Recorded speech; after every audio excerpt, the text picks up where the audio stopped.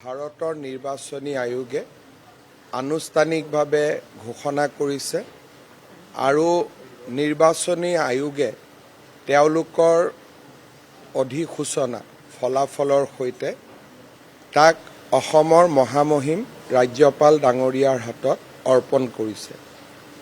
গণতান্ত্ৰিক প্ৰমূল্য আৰু পৰম্পৰা ৰক্ষা কৰি নিৰ্বাচনী আয়োগৰ অধিসূচনা ওলোৱাৰ ঠিক পিছতেই মই অসমৰ মুখ্যমন্ত্ৰী হিচাপে মোৰ পদত্যাগ পত্ৰ অসমৰ ৰাজ্যপাল মহোদয়ৰ হাতত অৰ্পণ কৰোঁ আৰু সমান্তৰালভাৱে অসম বিধানসভা চলিত অসম বিধানসভাখনি ভংগ কৰি দিয়াৰ বাবেও তেখেতক মই অনুৰোধ জনাওঁ।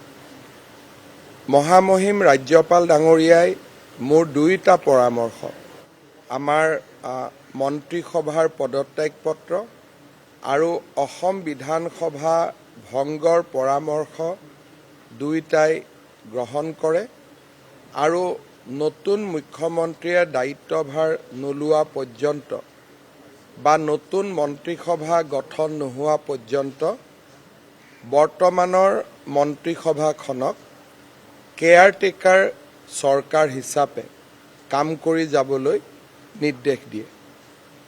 মই ভাবোঁ যে খুব সোনকালেই নতুন চৰকাৰ গঠন হ'ব আৰু নতুন বিধানসভাও গঠন হ'ব।